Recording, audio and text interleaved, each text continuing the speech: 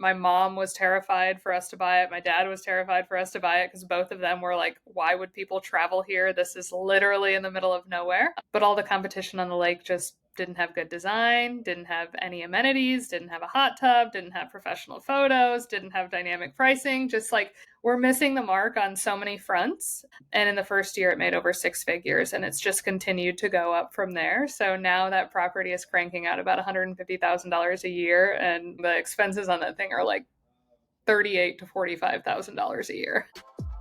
Nobody's born incredible. People who do incredible things simply took the right steps. This is our journey. This is the hunt for incredible. Welcome back to another episode of the Hunt for Incredible, where we break down the habits and actions and mindsets of people who have done incredible things so that you can apply it to your own lives. On this episode, we have Sarah Glidewell. This is an episode that's been a long time coming. I think we've been messaging about doing this episode literally for like a year. So it's nice to finally get it in the books. Sarah's doing amazing things in the short-term rental space, and the numbers are just baffling. So I'm super stoked to dive into exactly how she thinks about tackling these deals and adding value and everything else.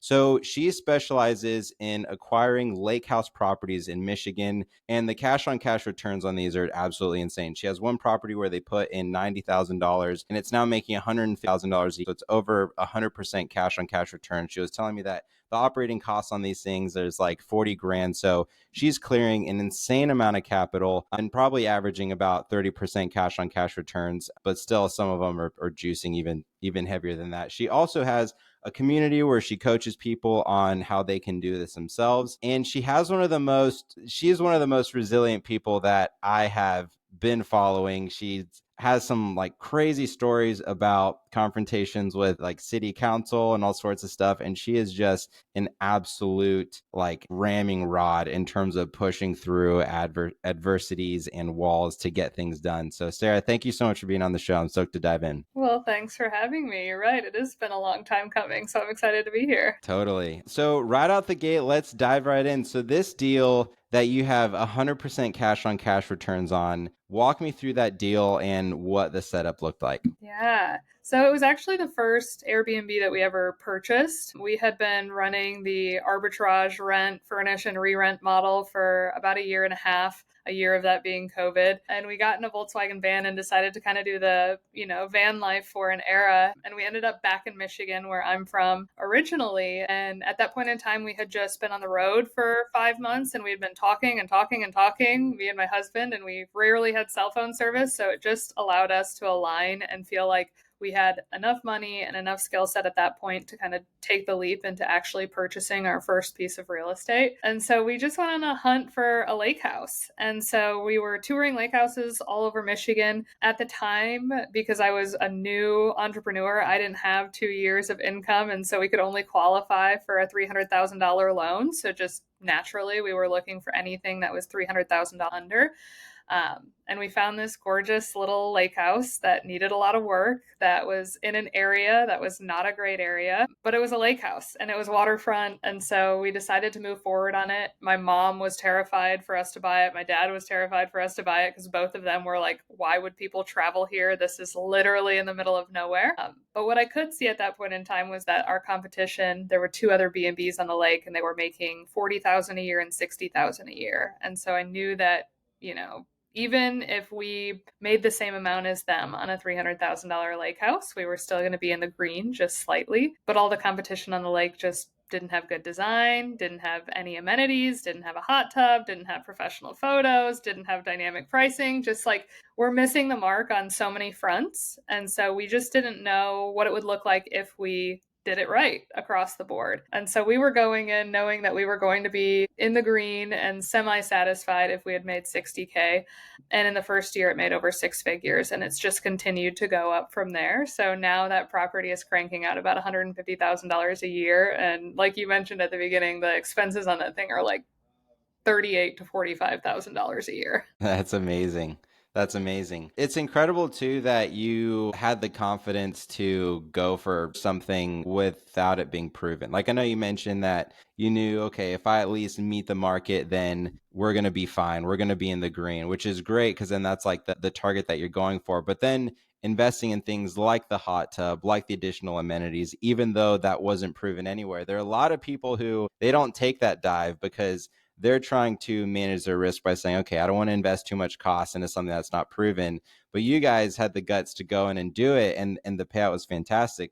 What made you feel confident in those added amenities? Was it just something that you understood that you would want in a market like that, or was there some other read or data point that gave you confidence in investing in those areas? I think there was a couple of things that really made us feel confident and continue to feel confident pouring money in some of these big amenities, because at the time in 2021 when we bought that lake house, we decided to move forward on a hot tub right away, and that was a big investment. That felt like a big risk. But now that we're further along, we're pouring way more money into amenities than we ever have before, still in these middle of nowhere markets. And really, I think the two things that really pushed me over the edge in feeling like that was the best decision was we had been designing properties for Airbnb investors for 2 years previous to us purchasing our first B&B. And we were working with investors all over the US. So we were working in markets like Orlando and Scottsdale and Gatlinburg. And we were watching how the top performers in those markets out amenitied their competition. And it was like, just standard across the board. And now looking back, that's, in my opinion, a very obvious choice. Like, of course, if your product is better, you're going to make more money. It just was hard to read on how much more money we were going to make. And so I started looking at adjacent markets in Michigan that were a little bit more built out, like Traverse City that you had mentioned going to, that has way more Airbnbs than the markets that I'm in. And I would look at properties that were like apples to apples comparisons, but one would have a hot tub and one wouldn't. And I ran through that in several markets in Michigan and just developed an opinion that across the board, if you had a hot tub, you were making a minimum of 10K more a year. And so I was like, okay, well, that pays for itself in year one. Like that, and I don't know that that's, just 10K is what we're going to see from this hot tub. So it's absolutely worth it. And then the second thing that pushed me in was that I was creating a space that I wanted, that I felt like Michigan was lacking. So, at the time, I didn't really understand how to create an ideal guest avatar and to really hone in on who you're selling this experience to. But I was inherently selling it to myself, right? I was creating something that me and my husband would want to go and travel to that otherwise wasn't available. And I knew what I was willing to pay for that experience. And I knew that there were a lot of other people that were likely willing to pay for that experience as well. And between those two assumptions, it just worked. Yeah, fishing is best where fewest go. That's something that's often missed, and we emphasize it heavily in tech. With my background being in tech, that's what I'm always obsessing over, which is the supply relative to the demand. So not just, okay, Traverse City has a lot more traffic, so we should go there, but it's what is the traffic relative to the supply that's actually feeding that traffic? And you identified those smaller markets that were less noticed, but the supply demand ratio created a lot more opportunity for doing something really cool. What does your marketing look like to bring traffic to those areas? Because it sounds like there's not an inherent draw to those markets other than these cabins. Is that correct? Yeah. Honestly, we haven't had to do any additional marketing outside of Airbnb and VRBO. I think the unique part about some of these middle of nowhere markets, and we've seen the same thing in upstate New York as well. I've been investing there for the last year and a half as Michigan regulation has been all over the place, and I just want to let it calm down before we continue investing here. But what we've noticed is that, when you are from Detroit or you're from Chicago, you're just looking at a 3 hour radius around where you're from for a weekend getaway. Same thing in upstate New York. It's like you're looking at Boston, New York, and just draw a 3 hour radius around that. And people want those kind of, short, quick getaways. And so we haven't had to do any additional marketing. I just think that, Airbnb does a good job of pushing top properties to people who don't have a very specific location that they're looking for, and they're looking more for an amenity or an experience. And so it's driven 100% of our traffic up to this point. That's amazing. That's super cool. Yeah, that regulation is wild. That's a big reason why I pivoted to hotels. Was trying to lean into that regulation. It's actually a big shame because I personally believe that we should create environments where everybody can compete against each other fairly, create the best product for the consumers. But then also on the flip side, you have these regulations where the barrier of entry is so much higher that it keeps a lot of competition out. So I'm actually kind of torn and split between, okay, I want to create environments that are democratized for people, but because the regulations are there, I'm going to lean into it and try to capture some of that capital and create like a legal Robin Hood, right? Where it's capturing capital from the high regulations and then pushing to create environments that are more deregulated. But that's just me personally. Hey, quick pause here. If you're enjoying these episodes, it would mean the world to me if you took a second to leave us a 5-star review. It really helps us get more reach and help more people on their journey. Secondly, if you have any feedback for us or if you want help buying your first hotel, you can send us an email at hello@thehuntforincredible.com. That's hello@thehuntforincredible.com. Back to the show. How do you handle the regulations going into a market like that? Like, pick a market that you can secure a permit for a long enough period of time and you run your numbers to where it fits the return in that period of time, or do you approach it differently? Well, I mean, this has been a big lesson that I've learned over the last 2 years because when we first entered the Michigan market in 2021, the state was considering regulating it at the state level. And so all of the cities and townships were kind of on hold, waiting to see what the state did. And then a year ago, the state decided not to regulate it and to push it all down to the cities and townships.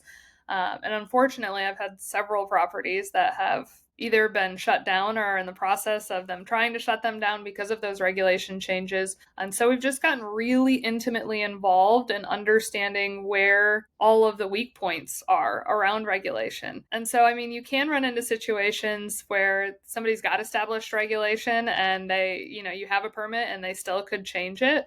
And that's, I guess, a portion of the risk that you take in investing in general. But for us now in Michigan, we are either entering markets that don't have any zoning whatsoever, which would automatically grandfather us in if they ever did develop zoning, or we're entering really established markets that have regulation, established permit process in place, and probably are not going to change that due to the fact that they're big tourist destinations. It'll be interesting to see how many more middle of nowhere Michigan lake houses we can enter into, unless it's a place that doesn't have zoning whatsoever. Yeah, that makes sense. We touched on this earlier on in the show about your grit and persistence being a key to your success. And I think it's important to touch on because there are a lot of people listening who think, man, I'd really love to get into it. Maybe they're trying to dip one toe in or get a feel for it, but they're scared to make that leap because they don't want to fail in a way that they feel will set them back significantly. You, before the show, mentioned that your first Airbnb, so you did Airbnb arbitrage during one of the worst times to do it during COVID. And then 2 weeks in, you got robbed, everything stripped away from you,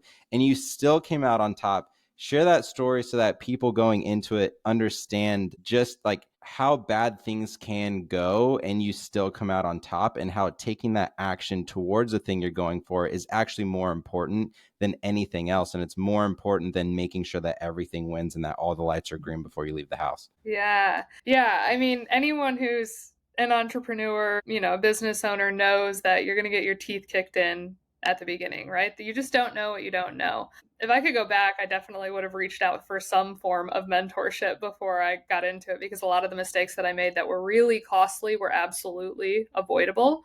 But I do think that I went into jumping off the ledge and investing that 20 grand in those arbitrage units with a realistic expectation that I was signing up to get my teeth kicked in. I was signing up to start eating my beginner rookie shit sandwich. And so I think that honestly, with investing the 20K that we did into those arbitrage units, literally launching them live on Airbnb March 8th of 2020, we had just spent the first 3 months of the year so excited, pouring all of our money into these properties and then finding out that everything was going to get shut down. And we were in the heart of Dallas. So it's not like we were in the middle of nowhere markets back then that really thrived during COVID. Like we were downtown Dallas. And so the timing was absolutely awful. And then, like you mentioned, 2 weeks into it, I get a phone call from my management company at the time that I was using. And she was like, Sarah, I don't know how to tell you this, but one of your units is just completely, it looks like a ready to move in unit. Like they took all of your furniture, all of your supplies, all of your artwork, all of your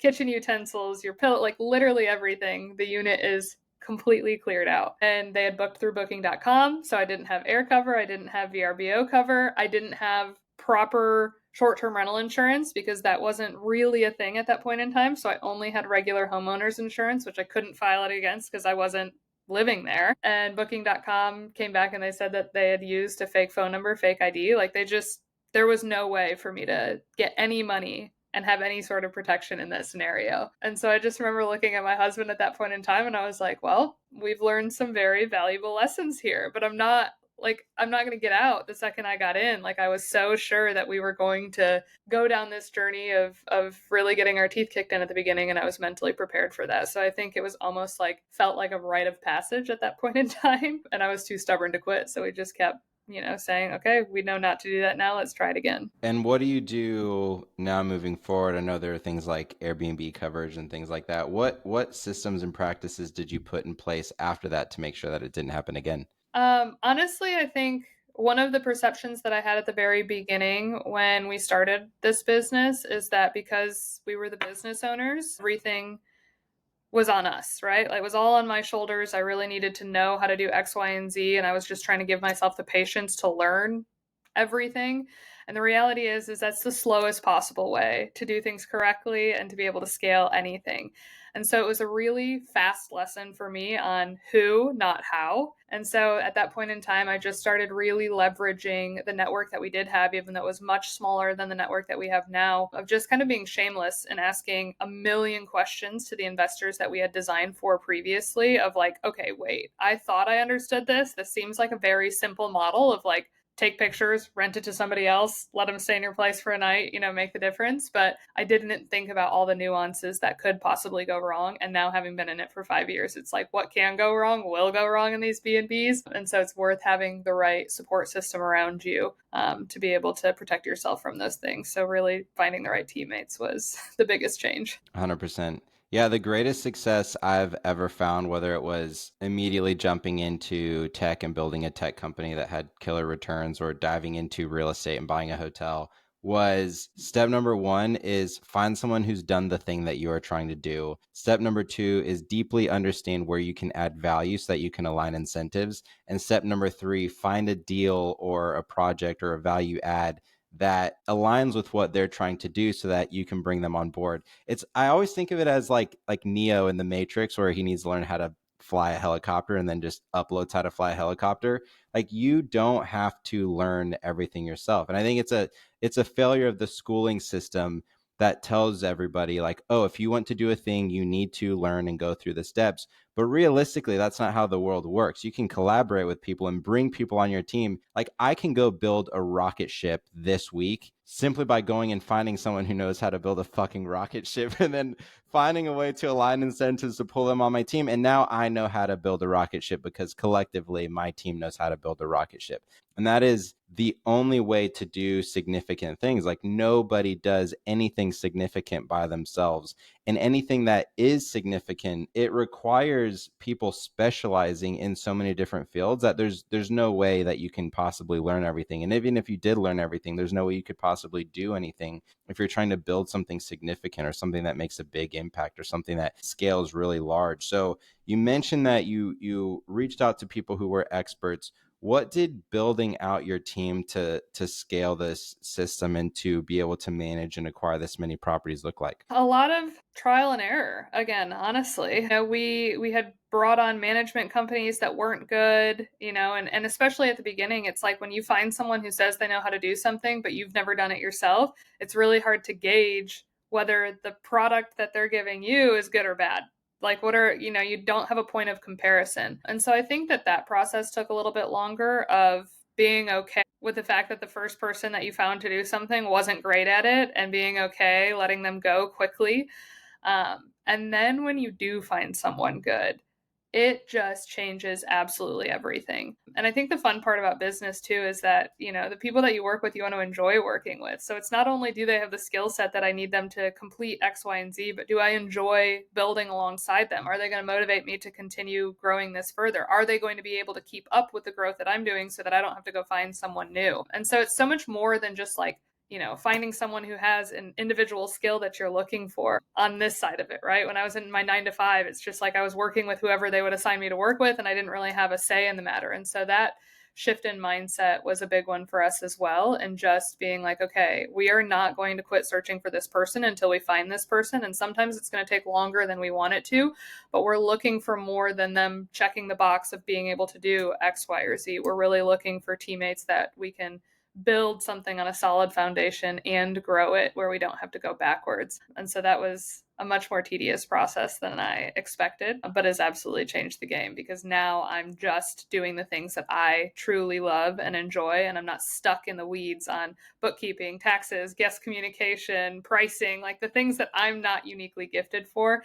They have all been outsourced, and now we make even more money, even though we're, paying money for people to handle all of those things. Yeah, that is such a nugget of wisdom that is worth hammering home, which is like oftentimes as people they build their businesses, they hold on to what they see as the most important or critical tasks, and then they delegate out the less important, less critical tasks. When really the model should be they should hang on to the things that they are uniquely gifted at and what are really important, and then delegate out the things that other people find the most critical. Like for me personally, I love having conversations with people, structuring deals, and modeling out what the goal is and the path to get there. In terms of the tedious planning and like admin organizing stuff, I loathe it. It's my least favorite thing to do in the world. Like literally, I would rather bear crawl a marathon than sit down and do the planning and coordinating and stuff. But my assistant absolutely loves it.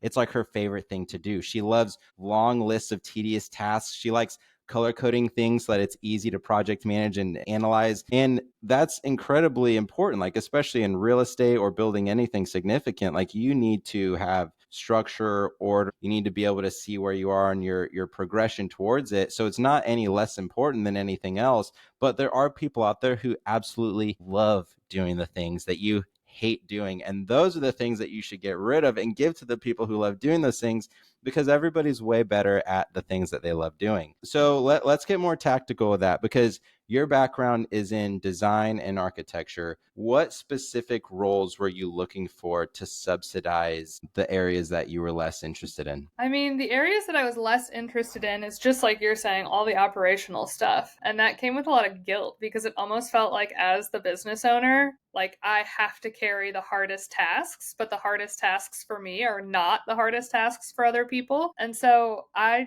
had a lot of guilt around it. I was like, oh my God, I feel like I'm dumping all of my seemingly monstrous problems that I would rather army crawl through a marathon than have to complete. And the reality is, it's just like you said, there's so many people that are excited to do it. And so now, really, where I try and spend most of my time is on projects. If I have the opportunity to design them, I want to design them. Like the curation of the experience itself, I absolutely love thinking through everything, every single step that a guest is going to experience in the house. Like I'm thinking about, what's their morning routine when they wake up? What's their nighttime routine when they wind down? What are their kids doing? Is every single person in the house thought of? All of that I really love. And then now, having eaten my shit sandwich at the beginning of this and not having mentorship, I've just become super passionate about finding people that are like Emily and I, and then teaching them how to do what we do and spending more time pouring into other people. It feels very purposeful. And it's just like I'm looking at the 5 year ago version of me and saying, like, oh my God, if I can like help her avoid the 10 grand, 20 grand, whatever it was for the stupid mistake that was so simple, but I totally missed on,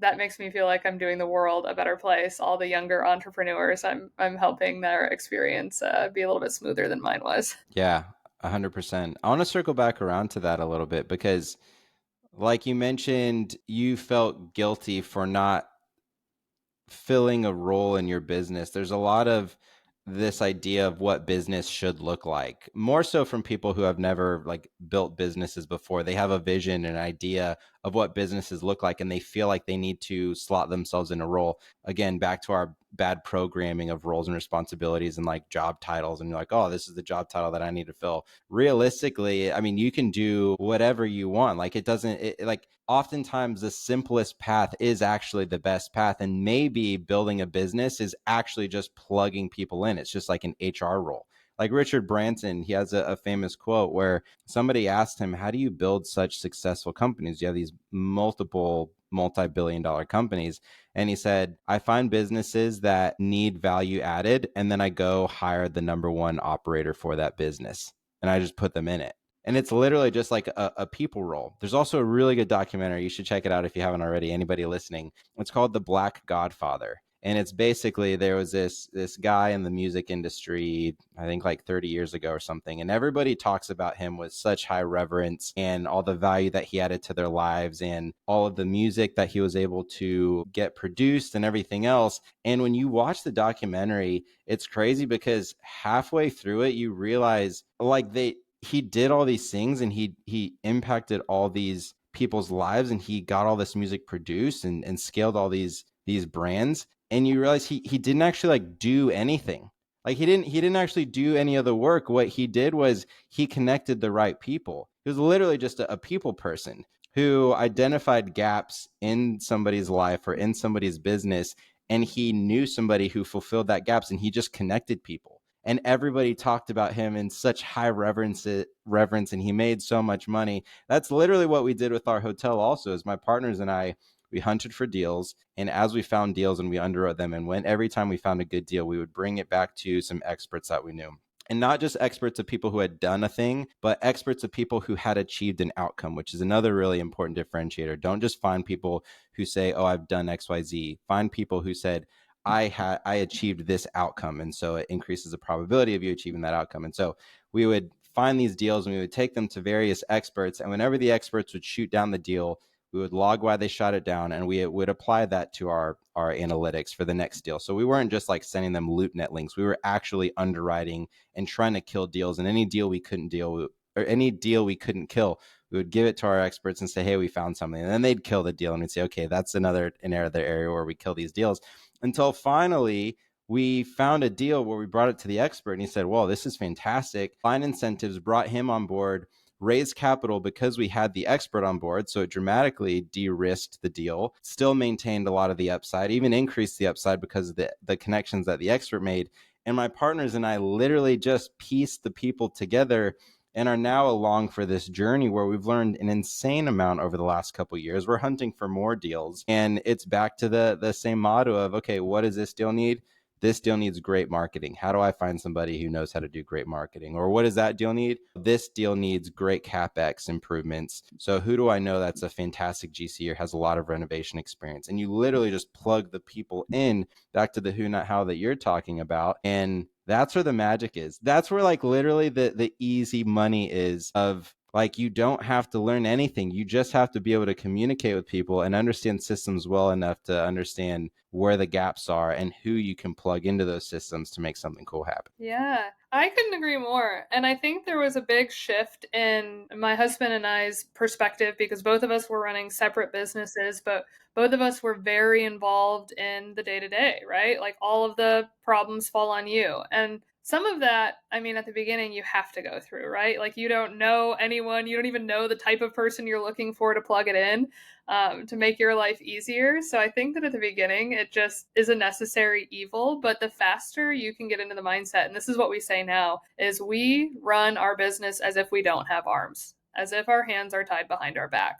Like we can use our voice and that's it. Like we have to find the person to actually do the task. We are not the ones doing the task, because the second you get pulled into all of those tasks, your speed to be able to continue growing this thing or to be able to continue doing the thing that you're uniquely gifted at slows way down. And I think that people underestimate or undervalue their time, right? Like at the end of the day, I don't want to make the absolute top penny on this one project. I want the time. And so if you're spending your time on tasks that you're not uniquely gifted at, like you are leaving money on the table and you're slowing down your progress. And so now we just go, every single decision we make, we're like, is this us putting our hands behind our back? Or is this us actually rolling up our sleeves? And every single time we can put our hands behind our back and have somebody else do it, that's the correct option. I love that. That's so good. A friend of mine told me once that the advice that his dad gave them, which is like one of the worst pieces of advice I've ever heard in my entire life, was he said, I will never hire someone to do something that I could do myself. And so essentially what you're doing is you are always doing the lowest level task possible. But if you literally flip it, the opposite, you do the exact opposite, that's how you scale. If you say, I will never do a task that I can pay someone to do, then now it frees up your time to do higher level tasks. So rather than doing a $20 an hour task of mowing the lawn. Maybe you hire somebody to mow the lawn and you use that time to read up and study how to raise capital so that you can go buy a bigger deal that'll cash flow to subsidize the person that's paying the lawn. And then now your lawn's getting mowed, you're not doing it, and you can invest more time into doing those higher level tasks. Sarah, what would you say are those higher level tasks that you're constantly striving towards or elevating yourself up to, and then working to delegate it out? Like, how do you actually think of that frame of mind that you can share with people who they're the people who say like, oh, I'm just going to renovate the property myself because I want to save money, and then they end up taking longer and losing money because now they're not generating revenue earlier and everything else. Like, how do you actually think about, I know you mentioned like the tying your hands behind your back, but how do you think of it in terms of like roles and responsibilities of what you are striving towards and the position you're striving to take on while you delegate the other things out? Yeah. The thing that the lane that we really try and stay in now that I think is the highest revenue task that we could be doing is deal finding and making sure that that project can actually produce the number that we think it can, which involves us being on design to a certain degree, and then also teaching other people how to do it. I mean, mentorship, the margins on it are great, right? Because there's really no overhead. So we spend a lot of time there trying to help other people. And I think that that's something that a lot of mentors and people who have programs don't talk about a lot. Like they'll, come across as somebody who's making a boatload of money, but really 75% of their money is coming from their coaching program. And I just don't like not being transparent around that. Like, it will save everyone who goes through it more than they paid for it every single time. But that is something that has taken up a lot of my time and taken me out of the actual bringing the project to life. And one thing that we really teach in that mentorship program, which is the back end of that, is being the deal maker. I just think that when we're looking for deals in general, if you're being brought on a deal, the person who's bringing it to you has all the incentive in the world to prioritize themselves, right? That is a good deal, is to make sure that you are walking away with the biggest W. And so I just think that, for Ethan and I now, we just always prioritize being the deal maker instead of being brought in on deals, as opposed to what we were doing in the past where we were designing for other people or plugging into other people's deals. I was just really intimidated about underwriting at the beginning, and the reality is everything else that I was doing was much more difficult than addition and subtraction. So now I'm like, wait a minute, really, in my opinion, one of the easiest tasks is one of the highest paying tasks, which is finding the deal itself. That's where we spend most of our time now. I love that. Work on your business, not in your business. Tell me a bit more about what kicking off that community looked like in terms of like a business growth perspective. Like, what did the go to market strategy look like? Yeah, that's kind of a crazy story as well. So my business partner, Emily, she's my childhood best friend. Her and I could not be more opposite. Like, she is all things planning, organized, lives and dies by a calendar, and I am high risk, high reward. What feels right is the way that we're going. Like, we just couldn't be more opposite, which is why we make such a good pair, because she's constantly keeping me safe and bringing me back down to reality, and I'm constantly pulling us forward and keeping us in the clouds. And so at the time, we were launching, literally the night before, we were launching a very low ticket one-time class that was going to be like $20 a month. We were going to offer one class a month and just continue building out the relationship with the people that we had developed online. And there had been a guy, a mentor, who had helped other people launch mentorship programs, who had been in my DMs nonstop for like a year and a half. And we get those DMs all the time. We ignore all of them. Like, I don't have the time to figure out who's good and who's bad there. And we happened to be in St. Pete, where he lived, on vacation, visiting my parents, who were snowbirds. And he reached out to me and he was like, hey, I just saw in your stories that you're in town. I'm not going to sell you anything. I know I've been selling you hard in the DMs, but just since you're in my backyard, let's go to dinner. Let's have a conversation. And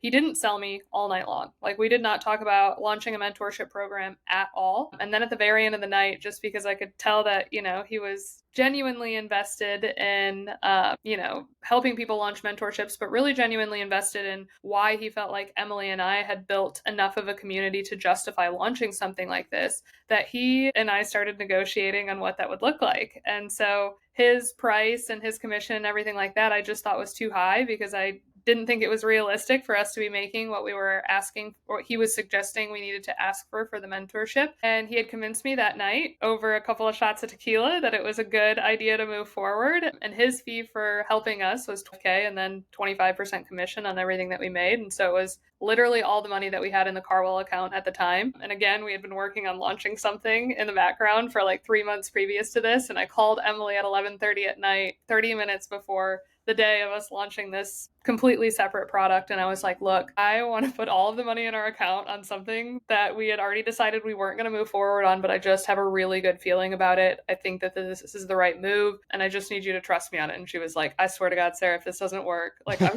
so upset. And I'm like, okay, let's just give it a month. No, let's just try it for a month. And if it doesn't work, then I'll figure out a way to get the 20K back and we'll go from there. And so 3 days later, I just didn't go home. I like stayed in St. Pete and worked with that guy in person to launch this mentorship. And 5 days later, we were taking sales calls for it. And in the first year of running it, we made over $500,000 doing that and helped 50, 60 people launch their first Airbnb.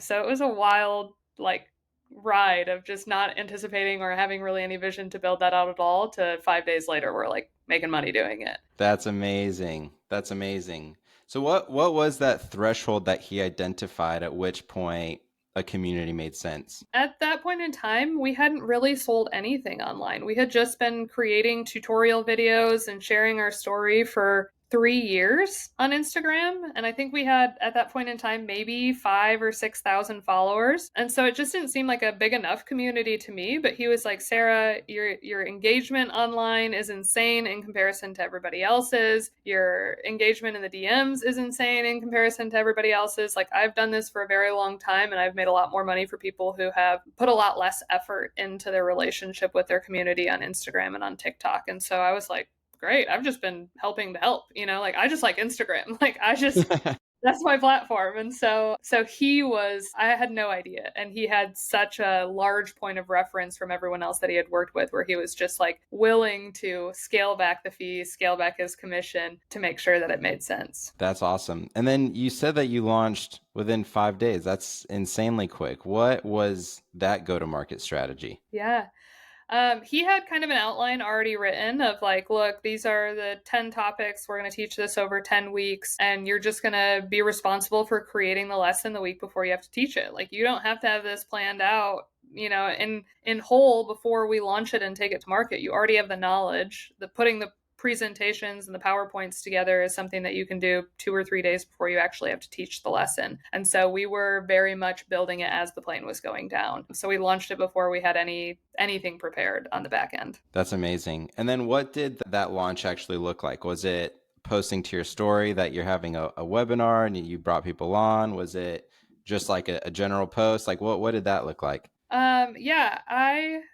He had asked us at that point in time to really focus on the pain that we had felt in our journey, as opposed to like showing off how much money we were making or, why this was the greatest thing ever. He really wanted us to focus on storytelling, the pain that we felt at the beginning that then resulted in us deciding to begin investing in real estate. And so we listed out, every pain point that we could think of. And then we just started creating content, storytelling those painful stories and how real estate has positively impacted that pain that we had originally felt. And so I think the first launch that we had 150 people sign up for discovery calls afterward. And we had made 3, maybe 4 Instagram reels, and that was it. So we would just post a reel, have somebody have something in the caption that told them to DM us a word. They would DM us the word, and then we would send them maybe a series of 3 messages that would vet them and their seriousness in it. And then if they were messaging back and you could tell that they were actually engaged and interested, then we set up discovery calls and we would sit on 30-minute discovery calls with people. That's amazing. That's so simple. Yeah.